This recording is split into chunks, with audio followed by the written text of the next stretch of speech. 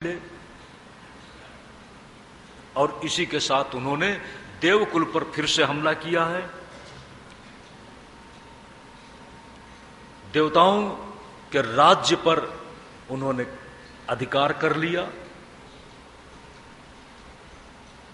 लेकिन एक बात आपको मैं कहूंगा, जब ऐसा क्षण आए कि आपको लगे कि अब मैं निराशा से घिर रहा हूं, जो मैंने सफलता की योजना बनाई थी उसमें फिर से कहीं दूसरी तरफ से कमजोरी आ रही है, कुछ नुकसान हो रहा है, तो निराश मत होना, निराश मत होना।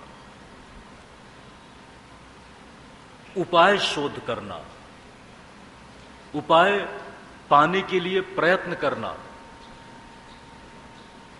माता अदिति भी अपने पुत्रों की पराजय को देखकर बहुत पीड़ित हो उठी। महर्षि कश्यप से प्रार्थना की कि मुझे कोई ऐसा उपाय बताओ। आपको एक बात बता दें, दो पत्नियों में जब प्रतिस्पर्धा शुरू हो जाती है प्रेम की, और अपने संतानों को सबल और इसी के साथ उनको प्रतिभावान और बुद्धिमान देखने की, तो अगर किसी व्यक्ति के बहुपत्नित्व की भी व्यवस्था तो थी, बहुपत्नित्व की व्यवस्था आज भी है।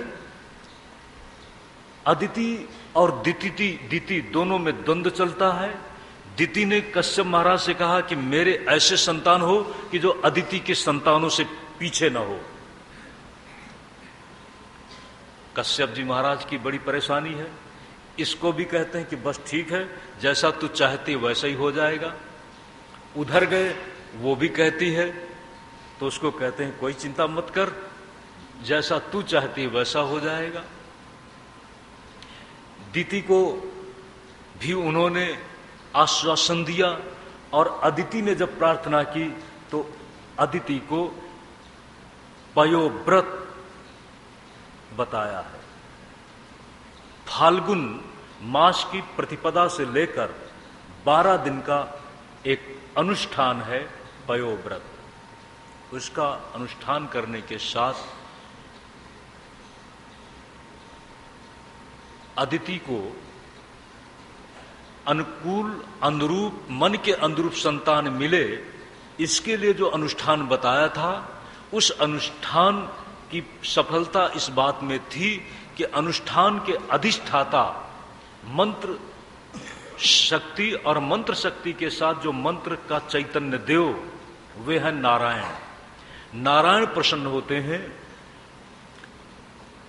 और नारायण प्रसन्न होने के पास माता अदिति को अपना दर्शन देते हैं। माता अदिति ने अपना मनोरथ बताया, और भगवान नारायण ने कहा, मां, मैं तुम्हारे संताप को दूर करूंगा, इस रूप में मेरा जन्म होगा, तब तक तुम धैर्य रखो, इस बात को किसी को बताना मत, गोपनीय रखना। लेकिन कश्यप जी महाराज अपनी पारखी दृष्टि से समाधि में इस सब बात को, रहस्य को जान लेते हैं। समय के साथ माता अदिति से कश्यप जी महाराज का जो समाहित दिव्य तेज था माता अदिति में, वही भगवान वामन के रूप में जन्म लेता है। भगवान वामन के रूप में।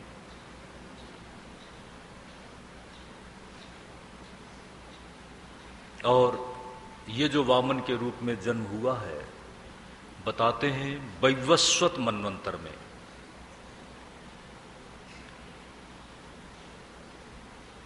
वामन के रूप में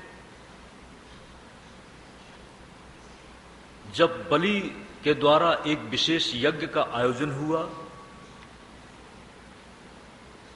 जिसके पास सुख समृद्धि का साधन लक्ष्मी हो, धन हो, तभी सज्जनों धर्म का अनुष्ठान होता है, बाही धर्म का। बलि ने सोचा कि चलो यज्ञ करो। यज्ञ संपादित होने जा रहा है और यज्ञ में कोई भी आ जाए, यज्ञ के अधिष्ठाता प्रसन्न हो। आपको एक बात बताएं, असुर भी यज्ञ करते हैं और परमात्मा तो सभी का है। असुर परमात्मा को नहीं मानते ऐसा नहीं है, अधर्म करने वाला परमात्मा को नहीं मानता ऐसा नहीं है, चोरी करने वाला भी किसी देवता की प्रार्थना करता है, देवता के साथ वादा रखता है कि मैं आज अपने चोरी कर्म में सफल हो गया तो मैं आपको ये भेंट चढ़ाऊंगा। वो भी कहीं आस्था रखता है। असुर कुल भी कहीं आस्था तो रखता है ईश्वर के साथ, लेकिन एक ही बात है कि उसकी जीवन शैली और जीवन के साथ जो चलने वाले प्रयोग हैं वे अहम केंद्रित हैं, अहम केंद्रित हैं। अहम केंद्रित होना भोगों में अंधा हो जाना है, अपने आप को पोषित करना है, अपने प्राणों को जो विषयों में ही जोड़ देता है,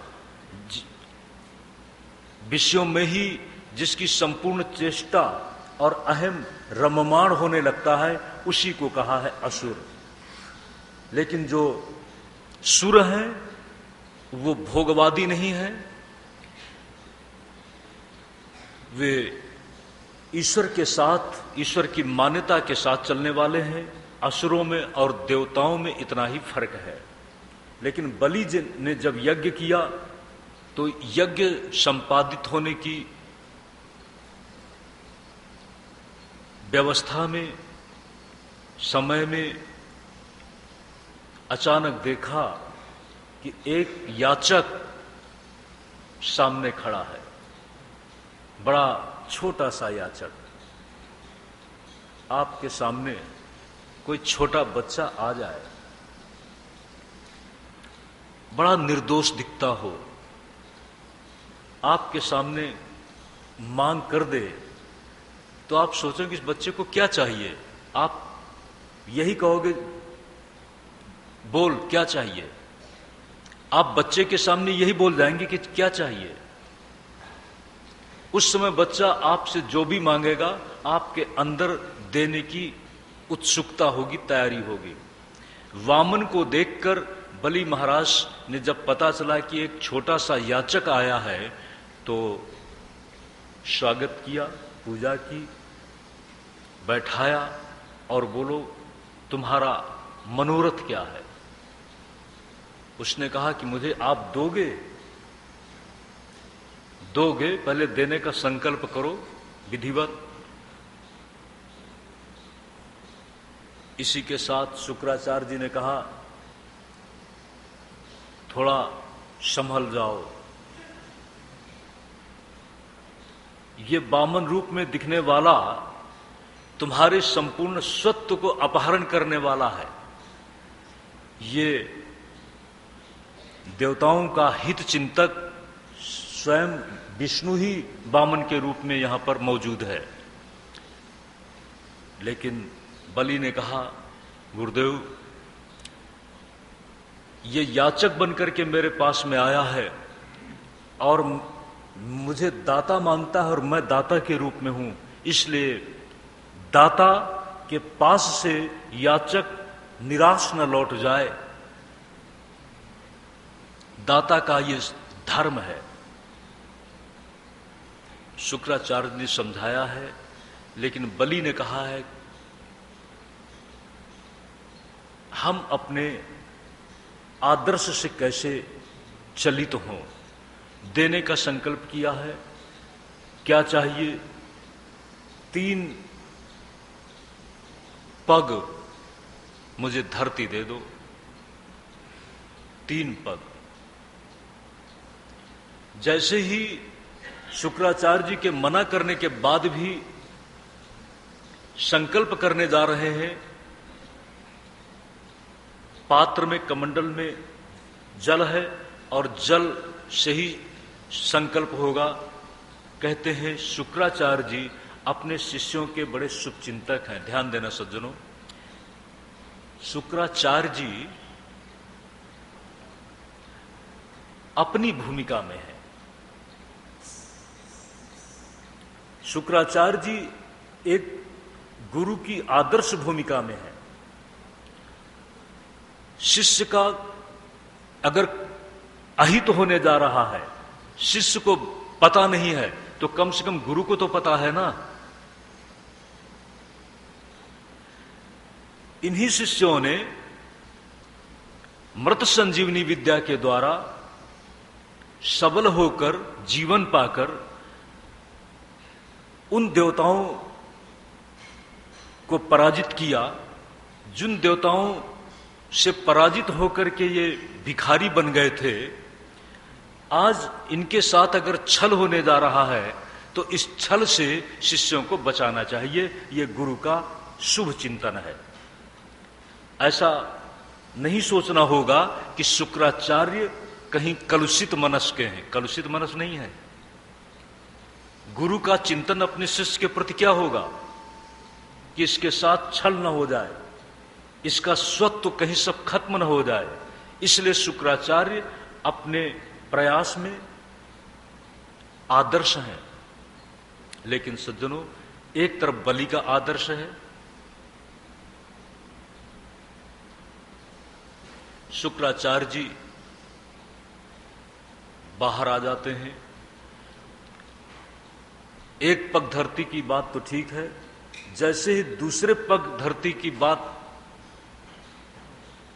देने की बात आई और वामन भगवान ने अपना विराट रूप धारण किया है, तो दूसरा पग सत्यलोक में पहुंचा और ब्रह्मांड को फोड़ करके जैसे ही आगे चरण बढ़ता है, कहते हैं गंगा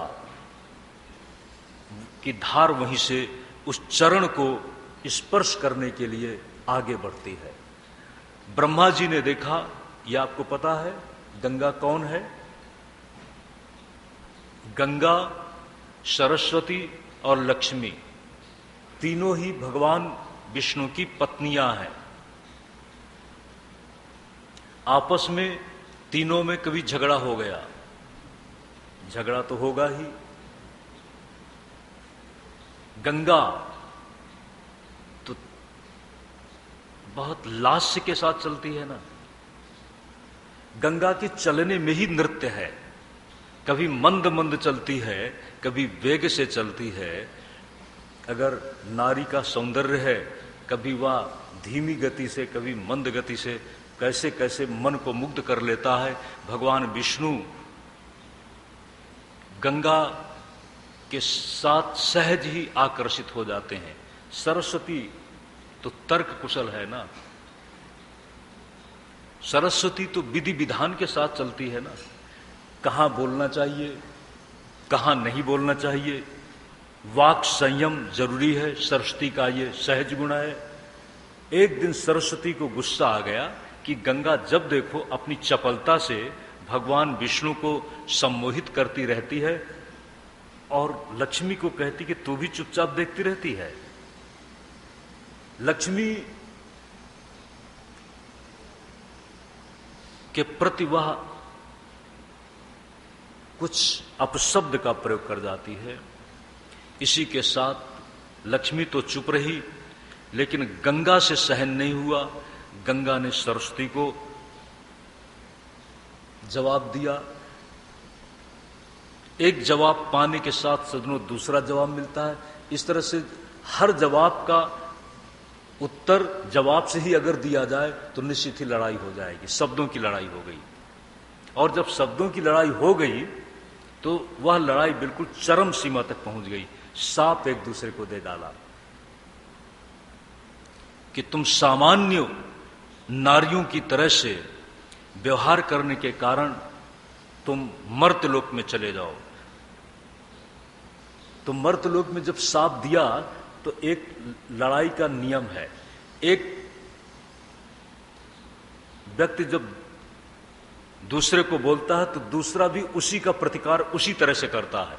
एक ने कहा तुम मर्त्यलोक में जाओ, दूसरे ने कहा तुम भी मर्त्यलोक में जाओ। दोनों ही मर्त्यलोक में आ गई। सरस्वती भी आ गई और गंगा जी भी आ गई। बीच में जब शांत हो गई तो भगवान विष्णु को पता चला। भगवान विष्णु ने कहा ये तुम्हारा दोष नहीं है,